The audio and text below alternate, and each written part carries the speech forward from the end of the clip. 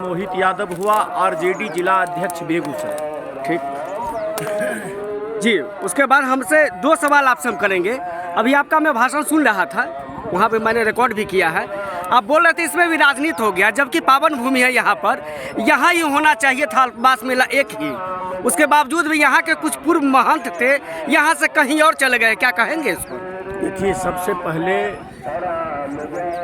जब धार्मिक प्रगति हुआ, धर्म का विकास हुआ, जिस रामचरितमानस, जिस राम और सीता महारानी का हम जगह जगह सीताराम सीताराम सीताराम सीताराम का जयकारा लगाते हैं, और खास करके मिथिला भूमि पर सीताराम का जय जयकारा ज्यादा लगता है। इस पावन भूमि पर किनका किनका पदार्पण हुआ वो बताइए। मैं ये कहना चाह रहा हूँ कि सबसे पहले मर्यादा पुरुषोत्तम राम जब मिथिला धाम जा रहे थे, माता जानकी के विवाह के पूर्व और यहाँ से जाने के बाद मर्यादा पुरुषोत्तम राम का विवाह जनकपुर हुआ।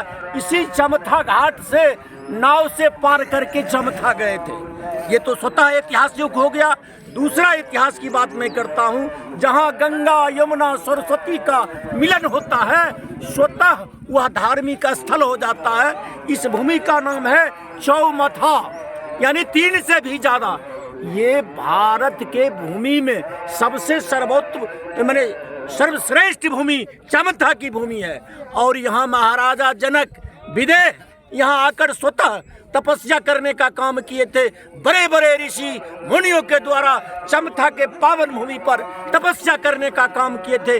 अगर वास्तव में कुंभ मेला लगना चाहिए तो चमथा के पावन भूमि पर लगना चाहिए, लेकिन षड्यंत्रकारियों के द्वारा धर्म के नाम पर भी भूमि को भी खंडन, मानव जाति को भी खंडन, इस देश की संस्कृति, इस देश की सभ्यता समाप्त करने पर कुछ लोग तुले हुए। बताइए, पावन भूमि जहाँ राम स्वतः यहाँ आए, जहाँ महाराजा विदेह जनक स्वतः आए, चौमथा है जहाँ गंगा जमुना सरस्वती का मिलन होता है, वह तीर्थ भूमि है। ये चौमथा है, महातीर्थ भूमि है, यहाँ कुंभ लगना चाहिए।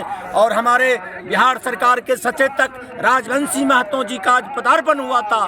कुछ दिनों में मित्रों, मैं आपका वादा करता हूँ, यहाँ के प्रभारी मंत्री होंगे, और मैं वादा करता हूँ ये राजकीय मेला चमथा में घोषित होगा।